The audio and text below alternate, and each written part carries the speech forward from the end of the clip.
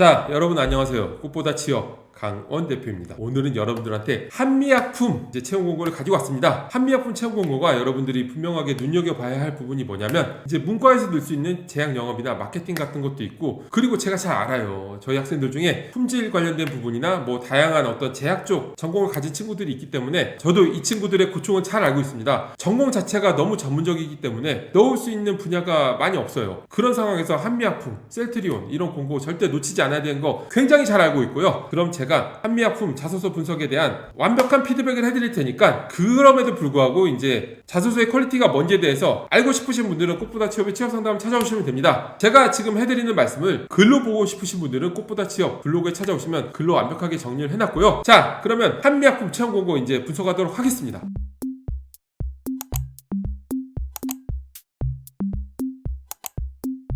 자, 한미약품 이번에 다양한 직무를 모집합니다. 제약 영업부터 시작해서 연구개발, 플랜트 등등 다양한 직무를 모집하니까 여러분들 놓치지 말고 꼭 넣으셔야 되고요. 마감 기한은 9월 24일 일요일 23시 59분까지예요. 꼭 지원하세요. 자소서 항목을 볼 건데요. 제약 쪽 자소서 항목을 보면서 늘 느끼는 부분이 뭐냐면, 제약 쪽 회사들은 관련된 직무의 자소서 항목이 굉장히 전문성 있는 경험을 요구하는 경우가 많아요. 아무래도 전문적인 분야니까 그런 부분이 있겠지만 작성할 때 굉장히 까다롭죠. 이번에 한미약품도 제약 영업 부분하고 다른 부분의 항목이 구분돼요. 영업 관련 부분은 연구개발이나 그런 부분이 아니니까 항목을 두문항만 하고서 각각 1000자씩 굉장히 쉽게 적어놨고, R&D 같이 전문적인 직무는 1에서 4번까지 직무를 적고 또 경력기술서를 적을 수 있게 해놨어요. 자, 그러면 제약영업 쪽부터 보도록 할게요. 제약영업 첫 번째 항목, 제약영업 직무에 대해 본인이 알고 있는 내용을 서술하고 본인이 해당 직무에 적합한 사유를 작성하는 항목입니다. 이런 항목은 제약영업 업무에 대한 관심도와 전문성, 자부심을 모두 어필해 줄 수 있는 항목인데요. 제가 말씀드렸던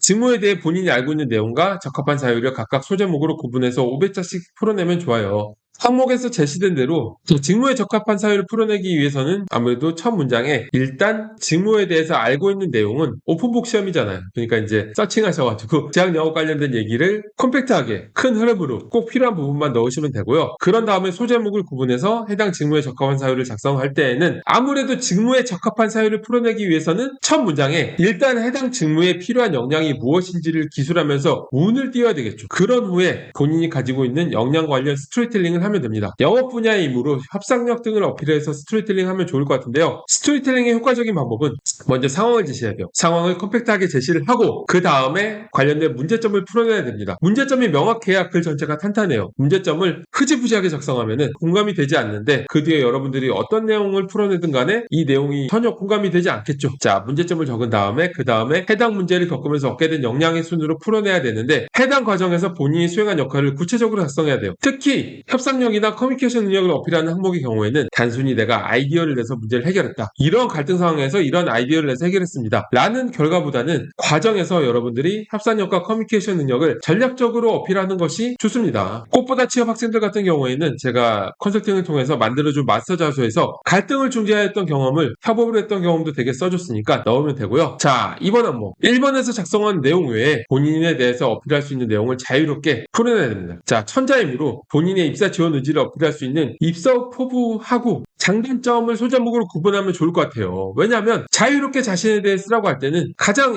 많이 나오는 예시가 성장 배경이나 장단점 같은 거거든요. 갑자기 뜬금없는 얘기를 풀어내기보다는 나의 장단점을 붙여넣는 게 본인을 어필할 수 있는, 자기를 소개할 수 있는 내용이 맞겠죠. 자, 입사 후 포부 같은 경우에는 두루뭉실한 마인드적인 부분을 기술하는 것이 아니라 본인의 직무 중심의 커리어 플랜을 명확하게 풀어내야 돼요. 단계적으로 전문성을 향상시키면서 그러한 과정에서 기업과 함께 성장할 수 있는 방향으로 적으면 좋을 것 같습니다. 입사 후 포부를 열정을 다해서 할 거야, 선배님의 말씀을 잘 들을 거야, 이렇게 두루뭉실한 얘기를 적는 친구들이 많은데, 그러한 부분을 적어내면은 채용 담당자가 어떤 포인트에서 본인의 자소서를 읽어야 할까요? 읽어야 될 아무 이유가 없거든요. 그러니까 제가 말한 대로 직무 중심으로 적는 게 좋고요. 그리고 500자 기준의 장단점의 경우에는 소제목에는 장점 관련 문구를 먼저 적고, 장점은 입증할 만한 관련 경험을 스토리텔링해서 300자 중후반 정도로 작성한 다음에 단점을 간략하게 개선 의지와 함께 풀어내면 됩니다. 단점을 너무 크리티컬한 걸 적으면 뽑는데 너무 리스키해져요. 그렇기 때문에 장점이 과해서 단점이 된 걸로 풀어내면 좋을 것 같고요. 꽃보다 취업 학생들의 경우에는 컨설팅으로 만들어준 마스터 자소서에서 입사 후보하고 장단점을 그대로 붙여넣으면 돼요. 굉장히 편하게 만들었고, 그리고 이제 두둥 그 외 제약 영어 외 타 직군, 여기는 전문성을 발휘해야 되는 까다로운 항목들이 굉장히 많아요. 자, 일단 처음 세 가지를 보면은 먼저 본인이 지원한 직무의 지원 동기와 입사 후 어떻게 성장하고 싶은지를 작성하는 항목인데, 이거는 그래도 무난하죠. 지원 동기하고 입사 후 후보를 작성하면 돼요. 근데 여기 한명품 항목뿐만 아니라 모든 회사 공고에서 여러분들이 지원 동기를 쓰는데 700자 이상을 쓰라고 하면은 빨리 서칭해야 돼요. 다른 항목에 입사 후보가 있는가. 만약에 없다면은 이제 기업 관련 지원 동기만 작성하고 소제목으로 구분해서 입사 후 후보를 풀어내면 효과적인 방법이 될 수가 있습니다. 자, 기업 관련 지원 동기의 경우에는 지원자로서 프라이드를 가질 만한 내용을 풀어내면 돼요. 일반적으로는 성장, 도전, 비전,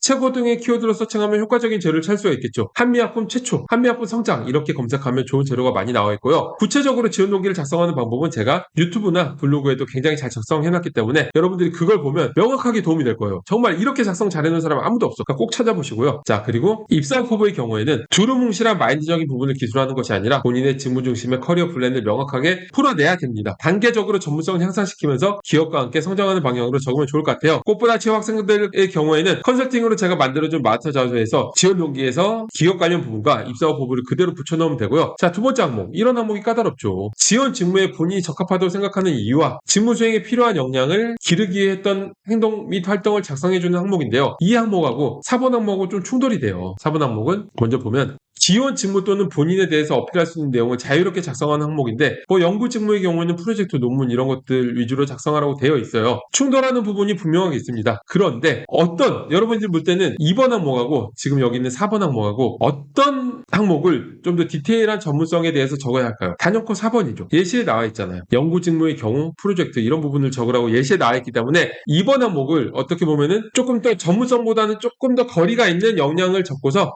이제 4번 항목에 정확한 디테일한 내용을 적으면 되는데요. 자, 일단 2번 항목으로 돌아가서 직무에 적합한 사유를 풀어내기 위해서 첫 문장에 일단 해당 직무에 필요한 역량이 무엇인지를 기술하면서 운을 띄워야 됩니다. 그런 후에 본인이 가지고 있는 역량 관련 스토리텔링을 하면 되는데, 일단은 제가 볼 때 이 항목을 쓸 때는 여러분들이 지원 직무에 대한 어떤 관심도와 그리고 관련된 어떤 캐릭터적인 역량을 각각 소제목으로 구분해서 풀어내면 좋을 것 같아요. 자, 관심도 관련해서는 여러분들 각각 지원 직무에 관심도가 있을 만한 관련된 경험을 컴팩트하게 기술하면서 풀어내면 되고요. 그리고 이제 캐릭터적인 역량은 뭐가 있을까요? 뭐 커뮤니케이션 역량, 추진력, 세심함 이런 게 있겠죠. 이런 부분을 관련된 경험을 스토리텔링하면서 소제목으로 구분해서 풀어내면 돼요. 스토리텔링의 효과적인 방법은 상황 제시, 문제점, 해당 문제를 겪으면 얻게 된 역량의 순으로 풀어내는 것인데, 해당 과정에서 본인이 수행한 역할을 구체적으로 작성해야 돼요. 특히 협상력이나 커뮤니케이션 역량을 어필하는 항목의 경우에는 단순히 아이디어를 내어 문제를 해결했다는 결과보다는 과정에서 협상력과 커뮤니케이션 능력을 발휘하는 해결 방향으로 풀어내는 것이 좋을 것 같습니다. 자, 3번.